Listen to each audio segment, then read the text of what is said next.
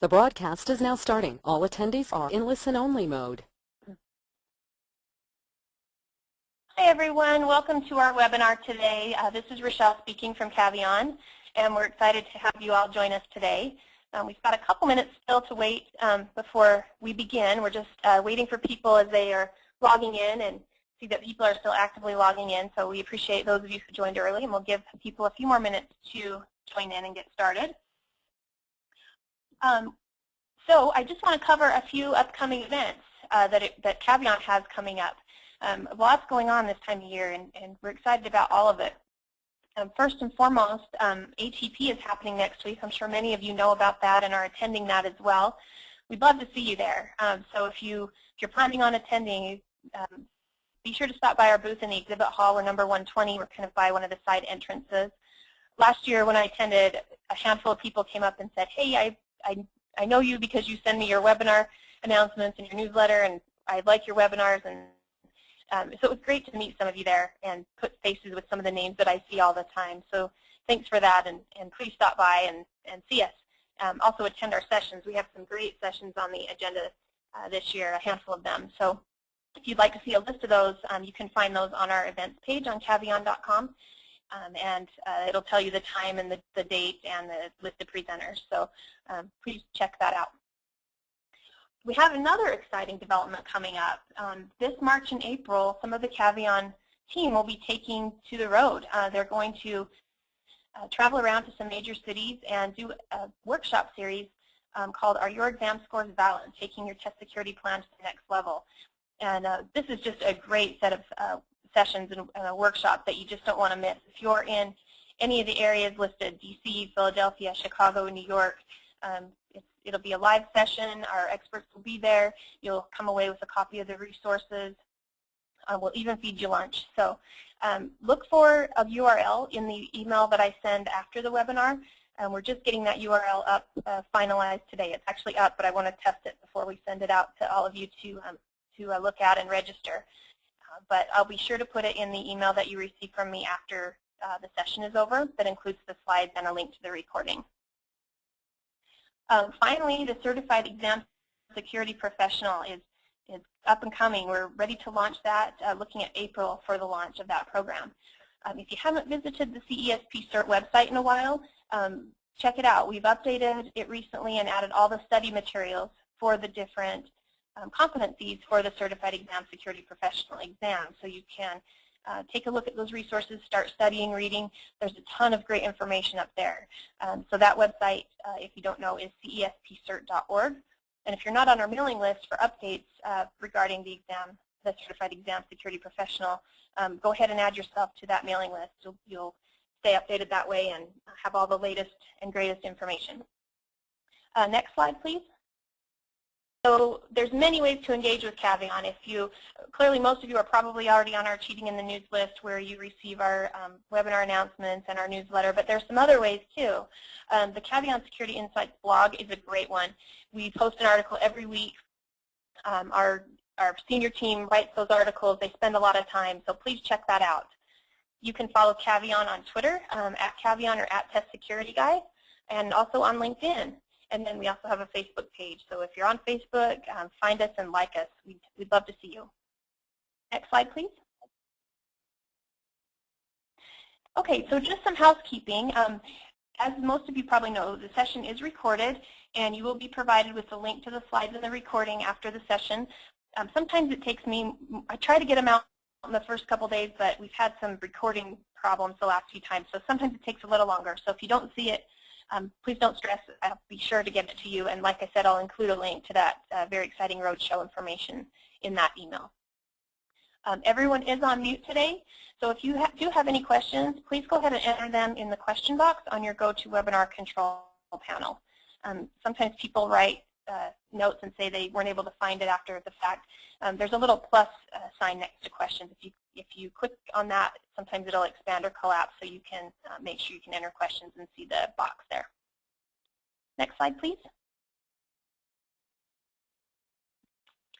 Okay, so with that, I think we're going to go ahead and get started. Again, welcome everyone. For those of you who are just joining, we certainly appreciate your time today in attending our webinar. Our webinar today is Weathering the Perfect Test Security Storm in Educational Assessments. And I'm really excited to introduce an all-star team today as presenters. We have Jennifer Miller from Caveon Test Security, Dennis Maines from Caveon Test Security, and also our special guest today is Michelle Croft from ACT. So just to give you a quick background on each of these people, Jennifer's been with Caveon for about a year. She's our data forensics coordinator, and she works with our state clients a lot on forensic analysis, test response data for state assessments, and on planning and investigations of breaches. So Jennifer's been such a great addition to the Caveon team. We really enjoy having her, and she's got a lot of knowledge already, even in just being here a year. So I think you'll really enjoy her slides. Dennis. Now, who on this webinar doesn't know Dennis? I think everybody knows who Dennis is. Of course, he's our chief scientist at Caveon. He's been in that position since 2003. He's the pioneer for statistical detection of potential test fraud. And if you ever have a question about anything at all, not even to do with test security, you ask Dennis, because he is an encyclopedia of facts and information. So that's Dennis. I think, like I said, you all know him. And if you don't, you will after this session. And then finally, Michelle. Michelle's joining us today from ACT, and we're so happy to have Michelle on the webinar today. She's just been a great addition, been so fun to work with. Michelle Croft she's Principal Research Associate at ACT, and she focuses her research on assessment and law, including test security. And prior to joining ACT, she was with the DC's Office of the State Superintendent of Education. So a really good group here today to present. And I will go ahead and turn it over to Jennifer. Thanks, Rochelle. Next slide, please. First of all, I just want to say thanks to everybody who's attending the webinar today. We really appreciate you taking time out of your schedules to come here, tell you what we know about the security of state assessment. And I want to quickly go over the agenda for today. We've split this presentation into 3 parts. First, I'm going to be talking about the elements of the perfect storm, the things that we see coming together that are creating the test security storm that we're talking about. And then I'll be followed by Michelle Croft, who's going to discuss the fallout of the storm. And then Dennis Maines, our chief scientist at Caveon, will discuss weathering the storm and how states can plan and protect themselves from the threats to state assessments that we're seeing. Next slide. Caveon has a lot of experience with the security of state assessments. We perform security audits for states, looking at their programs and helping them with improvements to their test security programs. We also regularly perform data forensics analysis of test response data for state assessments throughout the year. We help states develop their test security plans. And then we also plan and perform investigations of security breaches. So through this experience, we've seen a number of elements converging to create what we're referring to as the perfect test security storm in educational assessment. But before I talk about that, we want to get some feedback from the audience regarding your opinion about the status of test security and state assessment. So you should see a window pop up with a question that allows you to answer it, and then we'll look at the results. Michelle, I think you were going to read the question. Yep. Okay, I've launched the poll. Hopefully you're seeing that there. The question is, are security threats to state assessments increasing, decreasing, or remaining the same in your opinion? So go ahead and click on a response there and vote. We'll give you just a couple seconds to vote. Well, you guys are fast voters. Looks like we have about 80% who voted. We'll give you 5 more seconds. Great. Okay, I'm going to go ahead and close that poll and share results. Okay, so it looks like 75% of you believe that the threats to state assessments are increasing, and I believe we at Caveon agree, and we'll see. We will go through this presentation and talk about it, and we'll see what actually happened. Next slide.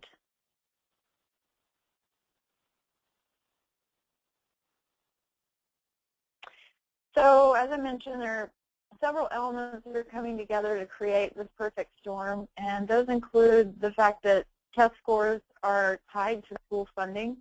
So student performance and their test scores on the assessments are being used to determine whether schools receive federal funding or not. This puts a lot of pressure on educators to increase scores. Another element is that performance evaluations for teachers and educators are tied to their student test scores. Again, more pressure on teachers to raise scores. Also, the responsibility of test security is being placed in the hands of those who are under the most pressure, the teachers who are have the highest stake in the outcome of the testing, and also who, frankly, are the most motivated to cheat.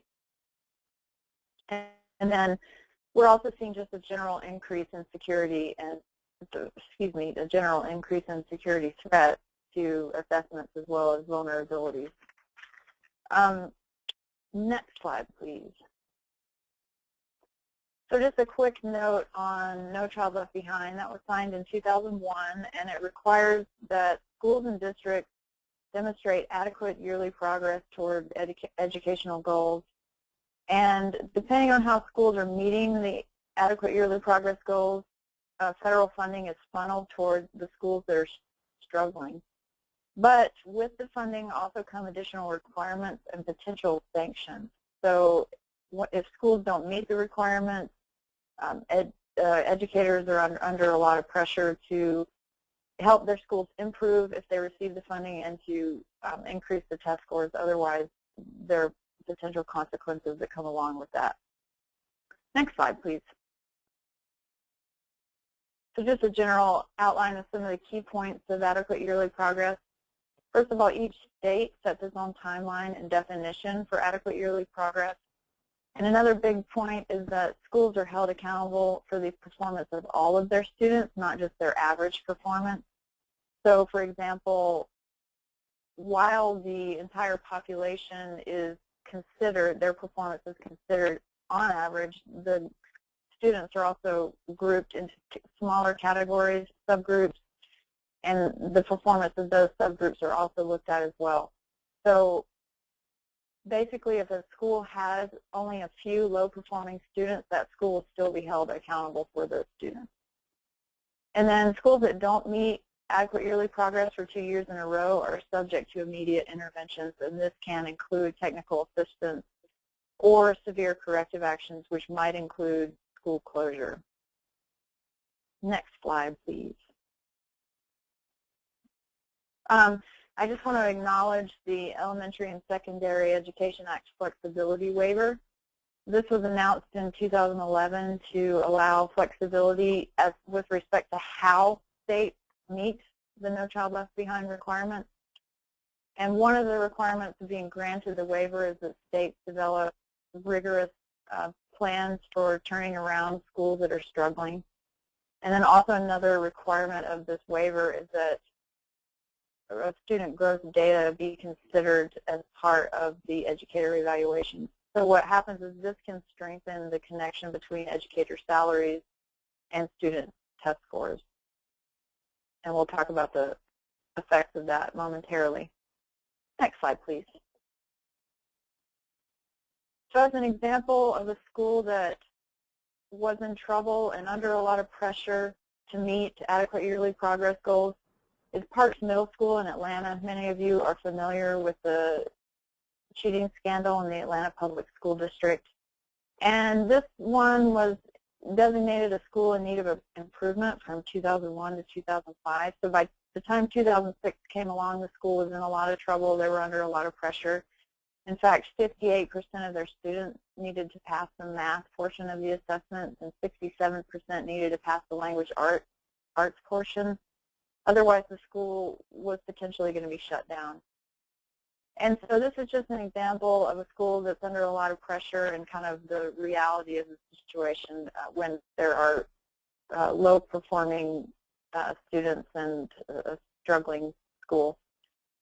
And what ended up happening in Atlanta is allegations of cheating did surface, and the governor initiated an investigation of the entire state, and they ended up finding cheating in 44 Atlanta Public Schools, and almost 200 educators were implicated in that cheating.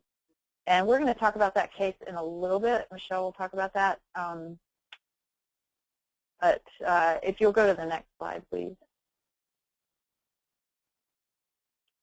Also, that investigation found in the Atlanta Public Schools found organized and systemic misconduct, and also a culture of fear, intimidation, and retaliation.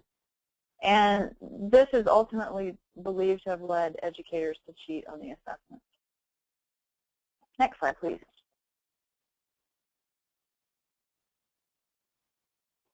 So adding to the pressure is the fact that states are moving towards performance-based compensation plans for their teachers. This is linking student test scores to teacher salaries and incentives. This is putting teachers under a huge amount of pressure to maintain their jobs, and then also the salaries of the higher ranking individuals in the district, such as superintendents, are also linked to student test scores, and this is increasing. They in turn put pressure on the teachers to increase test scores. So the teachers are bearing a great burden with respect to keeping their test scores high. Also, they're trying to keep their jobs, and they're trying to keep their schools from being closed. Next slide, please.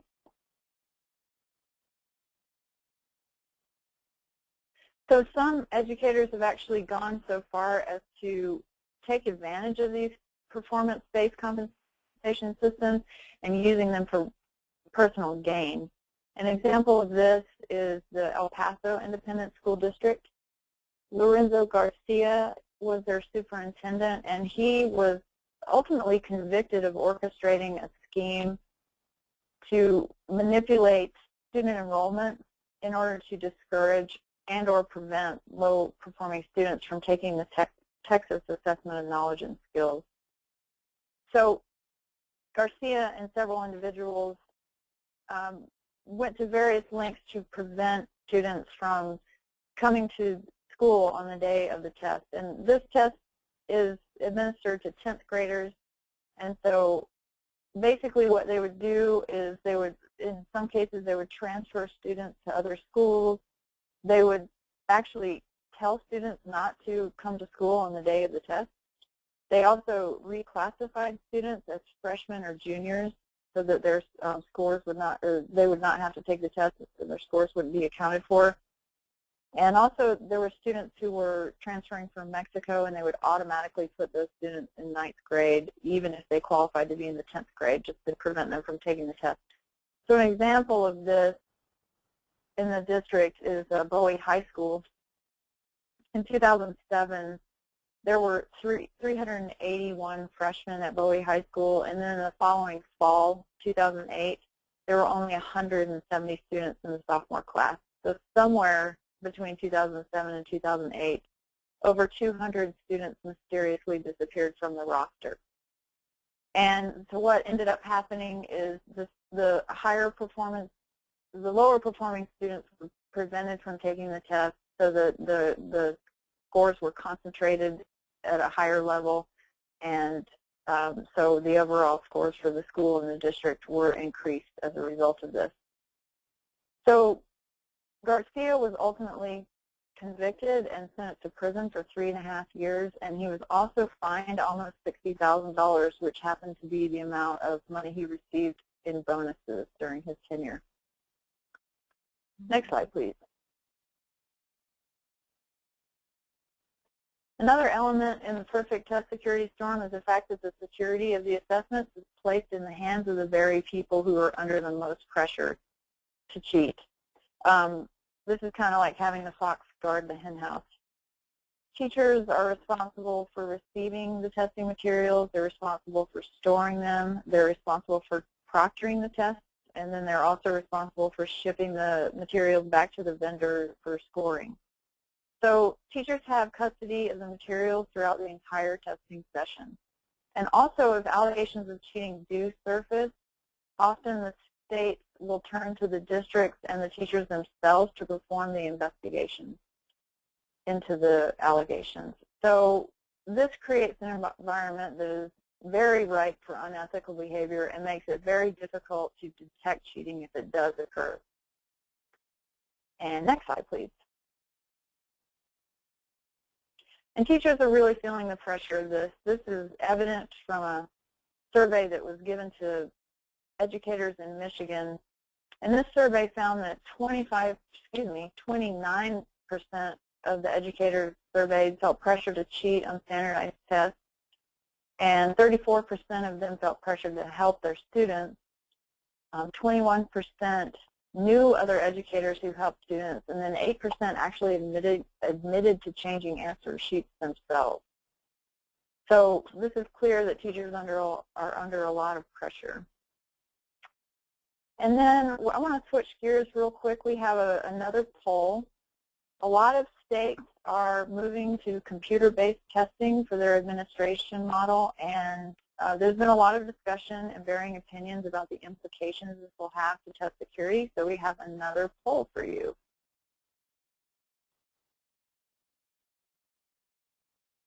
Sorry guys, I was talking on mute. So you can see the poll on your screen. The question is, does implementing computer-based testing increase or decrease threats to state assessments? So go ahead and cast your vote.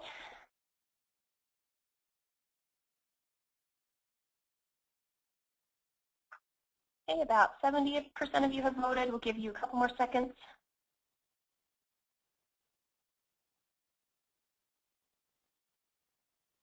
Okay, 2 more seconds. 85%, 90%. Okay, great. I'll go ahead and close that poll and share the results with you.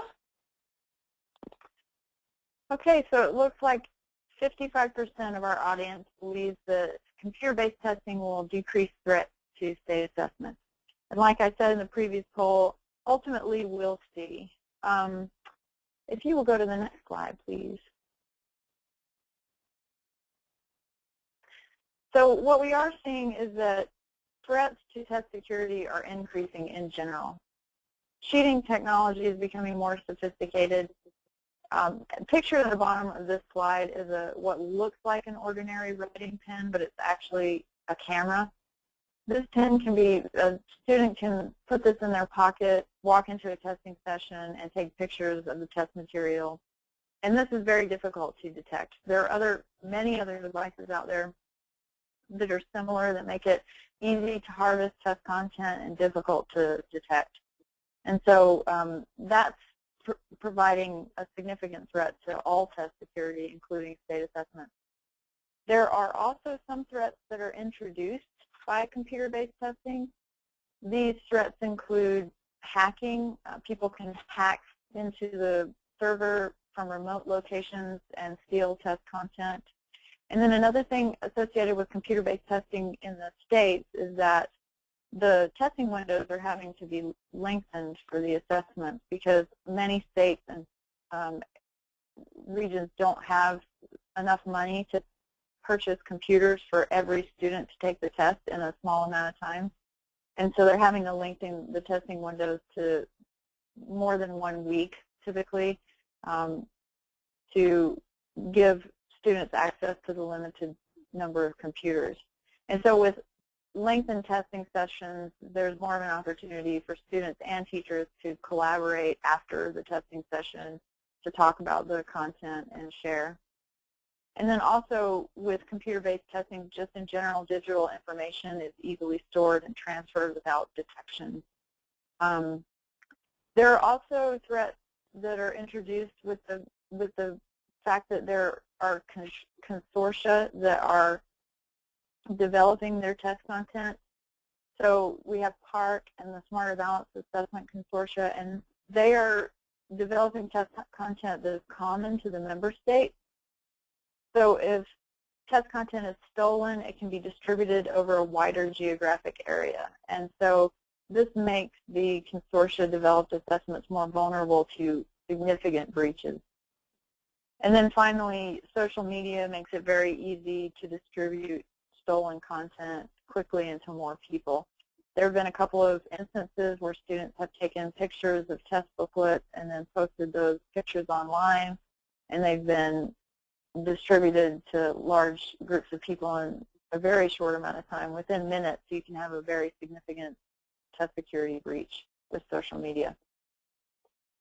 And so next, Michelle Cross is going to be talking about the fallout from the storm, what happens if or when the storm hits. And I appreciate your time, and thank you. I'll turn it over to Michelle. Hi, thanks for having me. So I'll be talking about the fallout from the storm. And as you can see from the slide, there's three main areas in which test security harms states and districts. The first is the harm to students, then we have the reputational harm, and the last is financial. And I'll go through each. Next slide. So for the harm to students, here you can see a quote from a student in Atlanta who's concerned that her grades will be questioned as she's coming from a district that was implicated in a cheating scandal. There's also harm to students in that the test score is no longer providing useful information. So for instance, test scores have traditionally been used to tell about a student's strengths or weakness and can be used for instruction. But if the scores are suspect, you can no longer really use them for that purpose. Likewise, scores have often been used in decision-making, as Jennifer had mentioned earlier, for federal accountability. There's also state accountability, or even in families who are just trying to rely on the test scores to figure out what school that they should send their child to. Similarly, oftentimes test scores are used to help evaluate programs. So if a school has implemented a new curriculum and wanted to see if it's effective, if the test scores are compromised, you really can't do anything like that. Next slide. So in addition to the harm to students, the states and districts have a similar reputational harm. So you know, education is often thought of as kind of a public trust and held to a much higher standard than other institutions are. So whenever that trust is broken, it's particularly noteworthy, and it often brings a whole lot of unwanted media attention. So as Jennifer had talked about earlier, Atlanta has been pointed to really as one of the most egregious cases of educator cheating. And there were allegations of coordinated efforts by the entire school administration. And the state opted to pursue criminal prosecution, including RICO racketeering charges. So there were 35 educators that were indicted. A number of educators pled guilty, and 12 are currently on trial. The 13th educator is pictured below, and that's former Superintendent Beverly Hall. Her trial was delayed due to health reasons. And in the picture, she's accepting an award for Superintendent of the Year, which was based in part on the student test scores in Atlanta, which we now know were artificially high. So, and it should also be noted that although only a small number of educators were criminally charged, there were a lot more that had either resigned, been fired, or lost their teaching license at administrative hearings. And then also, just to give you an idea of some of the media attention, if you look on the Atlanta Journal-Constitution's website, there's over 200 articles related to the trial and the investigation and the general scandal. Next slide. So Atlanta is not alone.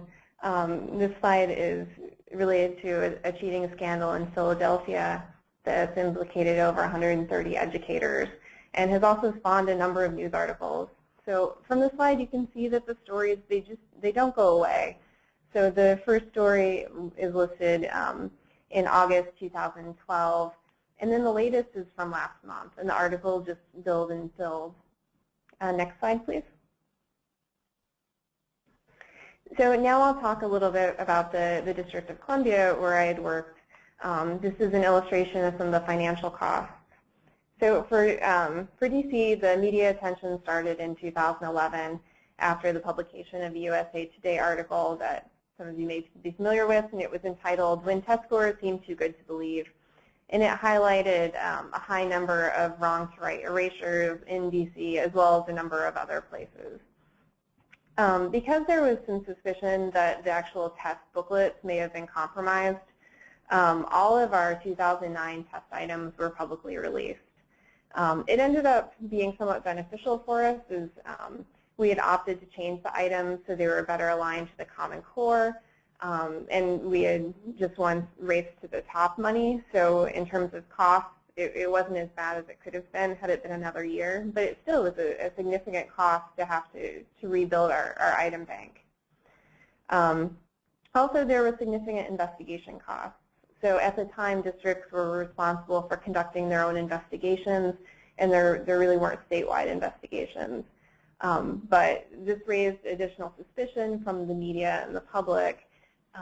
So even whenever our largest district, DCPS, ultimately hired an external investigator who didn't find any testing violations, there was still really a negative public perception and lots more news articles. So as a state, we ultimately decided to issue an RFP for a statewide investigator for really the most serious allegations of testing improprieties. And that was really to help deal with the conflict of interest of having an LEA investigate itself whenever they are the serious allegations, not just the minor ones like we think that somebody may have accidentally had a cell phone in the testing center.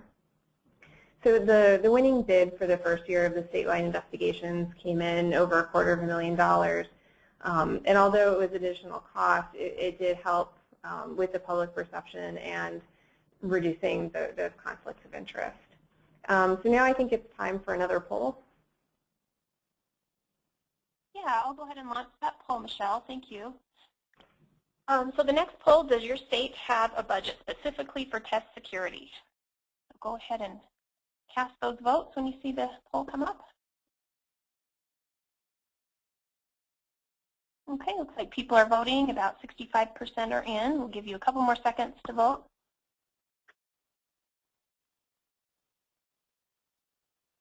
Okay, looks like everyone voting slowing down. Everyone looks like they've voted, so I'll go ahead and close that poll and share those results. And the majority is unsure, and with the next coming in at no. And that doesn't really surprise me, at least for, like in my experience with DC, initially some of our test security items, or test security things were folded into our assessment contract, so it was kind of hard to pull out and see what the budget was. But later we did have a specific budget for the test security investigations. All right, Dennis, I think it's on to you. Okay, thank you, Michelle.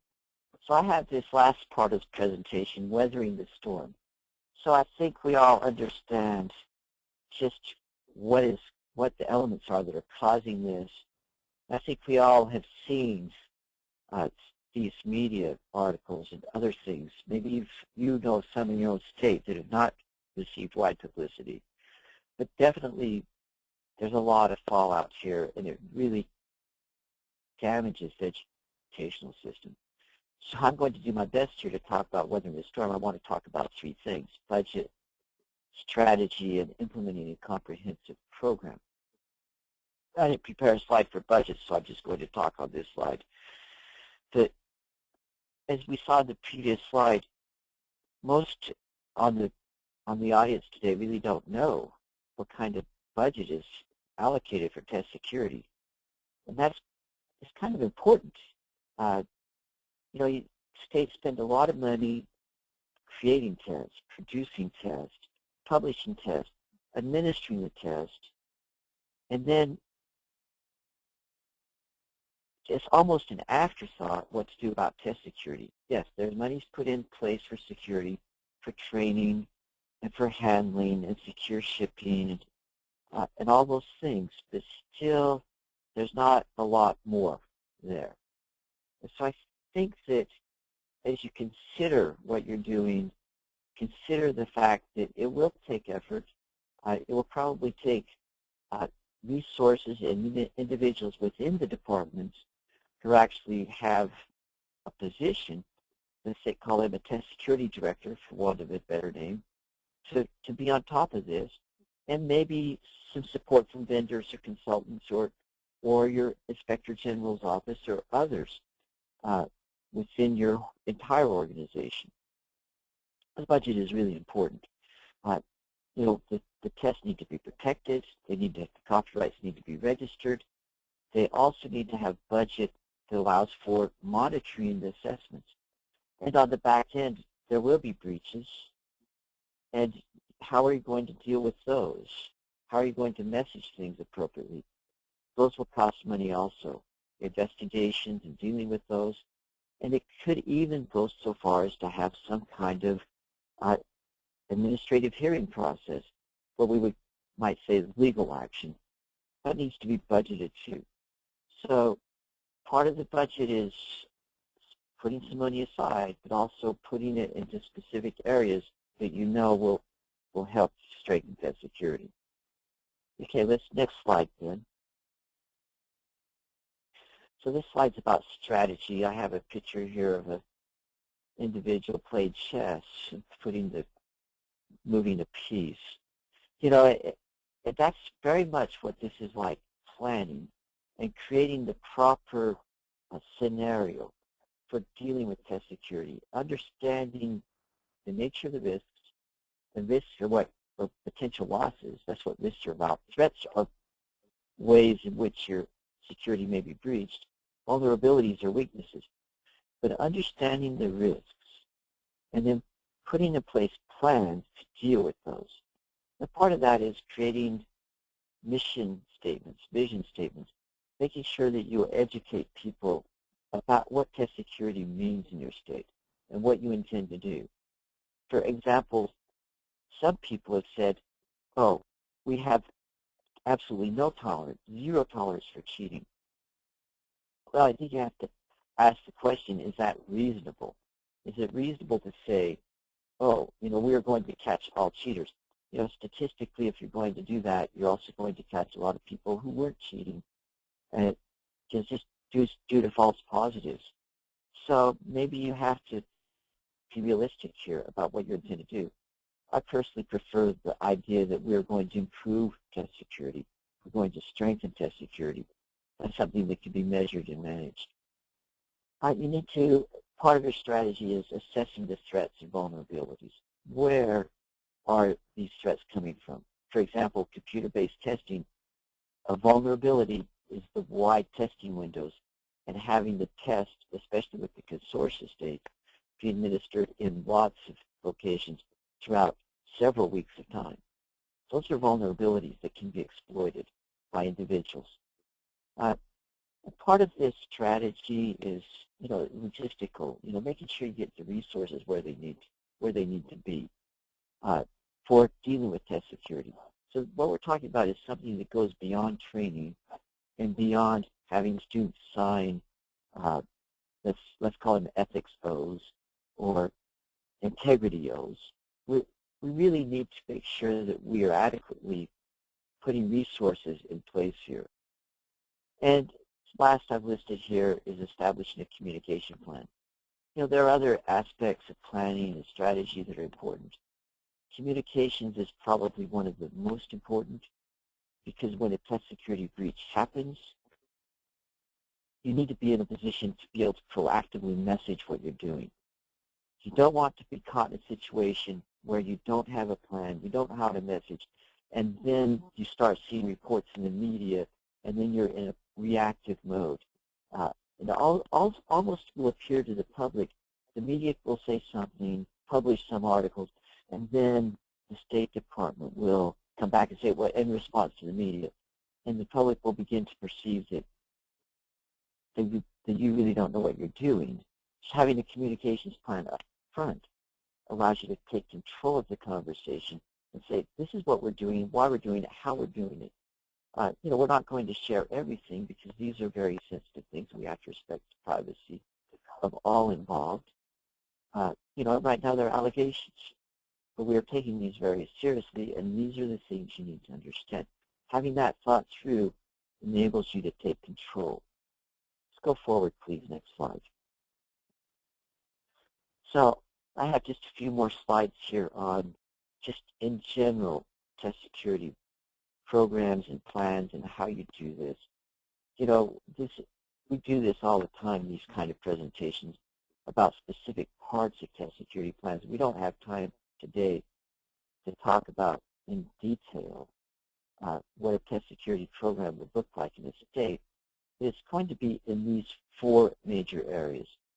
And at Caveon, we like to use these words: protection, detection, response, improvement.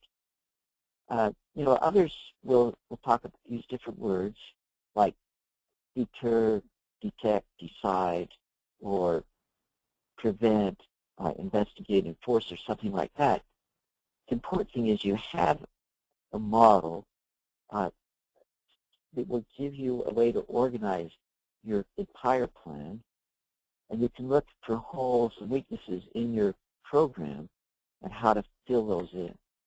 That's the importance of actually laying this out and taking all of your test security processes and putting them within a master process and say, how does this fit together? Where do we have holes? Where do we have gaps? Where do we have weaknesses? Where are we putting more money and more resources than we need to? Where are we not putting enough money? So let's go forward, next slide. So this is just a graphic of the same thing, a comprehensive program. So I want to talk about these elements a little bit more. So protection is probably the best place to put your dollars, your budget. That old adage, an ounce of prevention is worth a pound of cure, is really true here. States do this a lot, training, and those kinds of things are protecting to make sure that test security breaches don't happen. However, they will happen at some time in some places. Not a matter of if, it's when and how many. They can reduce those breaches. That's what protection is about. So let me give you a couple of ideas. For example, if you're a member of a consortia and all the tests gets put out there and you realize it, what you do, that's really hard. It's really hard to deal with, and the public's there saying, wow, the tests are out there and the kids are using it, how can we trust these scores? Well, an example of a protective measure would be to have an emergency form ready to go. So it's a breach happens, but you immediately turn on the emergency form, that goes out, and now you're administering with a secure test again. Another aspect of protection would be having insurance. For example, you have a breach, you've lost the items, it's going to cost money to redevelop. If you have bought insurance, or if you've had the legislature put some money away to enable you to respond quickly, you'll have some funds and budgets to deal with that. So next step is detection. There are lots of things, but I'm going to talk about 3 or 4 here. First is a tip line. Tip lines are really important. It's really important to the people who are ethical have a way to express to you their concerns of things they know. Just expanding your eyes and ears and the number of people who are aware of security is really helpful for detection. Another area of detection is monitoring the administrations in the schools. You can learn a lot by having people there who are trained for monitoring and watching, just to make sure that protocols, procedures, policies are being followed. A third part of detection is using data forensics, doing data analysis, looking at the data. We trust the data to make these important decisions about education. We should trust them also to help us determine which tests are not valid.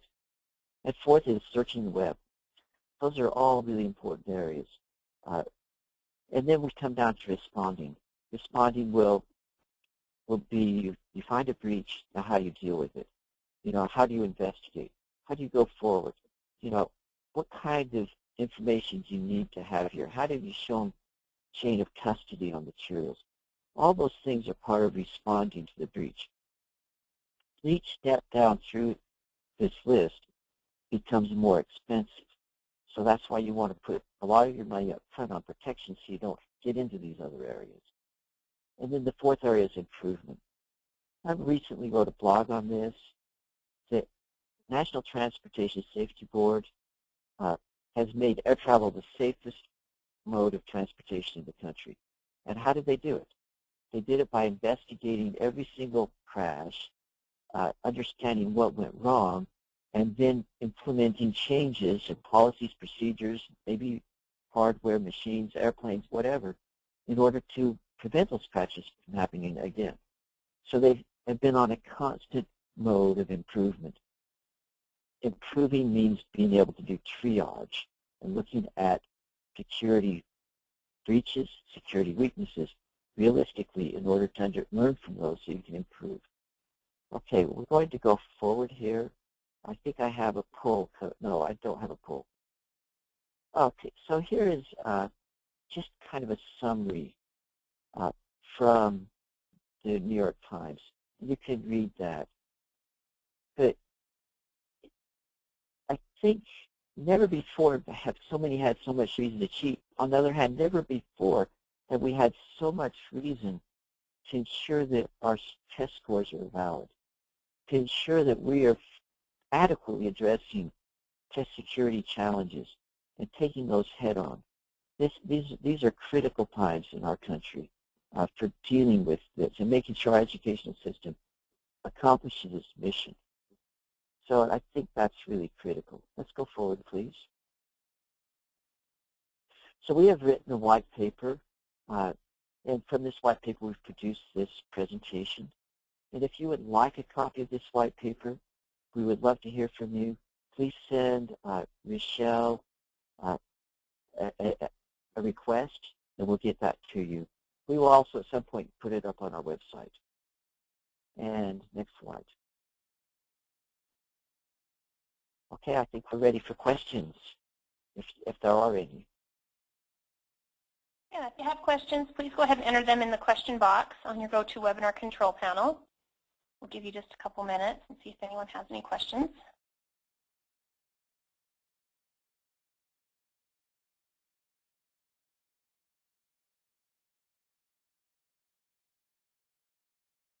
Looks like we're a rather quiet audience today. So, so Jennifer, I have a question for you. As you were working on this white paper and as you were reviewing all of these news articles and working on this presentation, what was the thought that you really came away with here? And I know I didn't ask you the question before. I caught you flat-footed, and I apologize for that. What was the thought I came away? I think the thought that I came away with is the importance of thinking through your test security program and budgeting for it and making an effort to organize it and make it formal so that you have the resources to prevent cheating, you have the resources to detect it, and then you also have the resources to respond to it. And yeah, it does not sound fun to have to respond to a potential cheating situation without having prepared for it. Well, thank you. Michelle, it looks like we have a question for you. Yeah, I just saw that. So someone was wondering how to let me know that they would like the white paper. I don't want to spell out my whole name and everything right now on the webinar, but I will be sending a follow-up email to you all in a day or so with the recording and the slides. So you'll have my email address there if you don't have it already, and we'll get you signed up for a copy of that white paper as soon as it's available.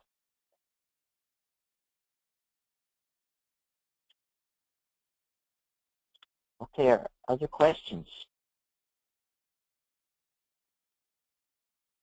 Michelle Croft, do you have any last piece of advice or expertise or wisdom you would like to share with all of us before we close this webinar down?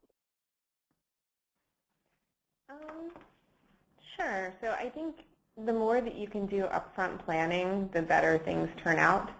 So the more you can be thoughtful and have that plan, and the more that that you just try to be upfront with what's going on, as opposed to being evasive. I think the more that you try to hide things, the worse it looks in terms of the public perception. But if you have that plan at the outset, things go a lot smoother.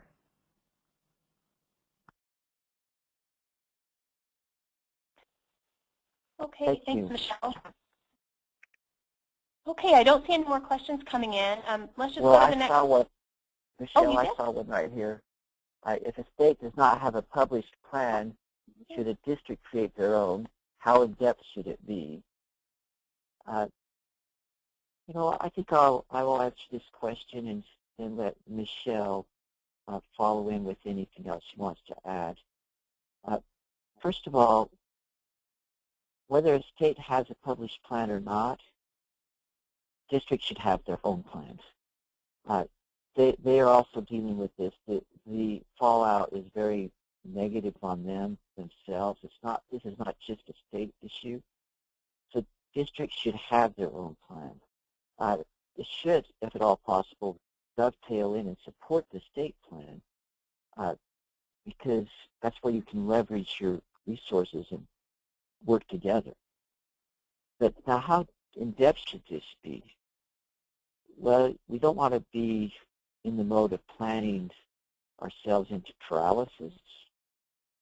So we don't want to go so far that it's like, wow, you know, here's all the contingencies. So you should have some general parts of your plan that will say, here's how we're going to deal with things that we didn't plan for. You know, how you're going to bring people together in order to quickly make decisions about things. But definitely in matters of protection and detection, there should be a lot of detail there, a lot of depth. You really need to know how you intend to protect the program and how you intend to detect security breaches. Because without those, you can't really fund them or finance them. Michelle, go ahead if you have any other thoughts. No, I completely agree with what you said. I would also recommend that you have some kind of investigation process in place, or just have an idea of how that would go. I think a lot of states require districts to have security plans, so you might be able to look at some other states and districts in those states to kind of to see what they're doing.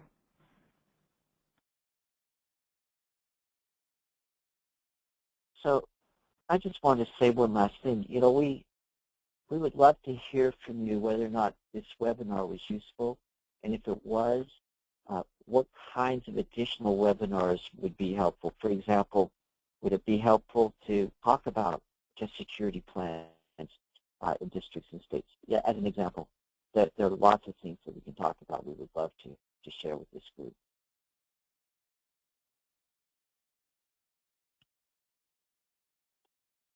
Okay, Rochelle, we'll turn it back to you.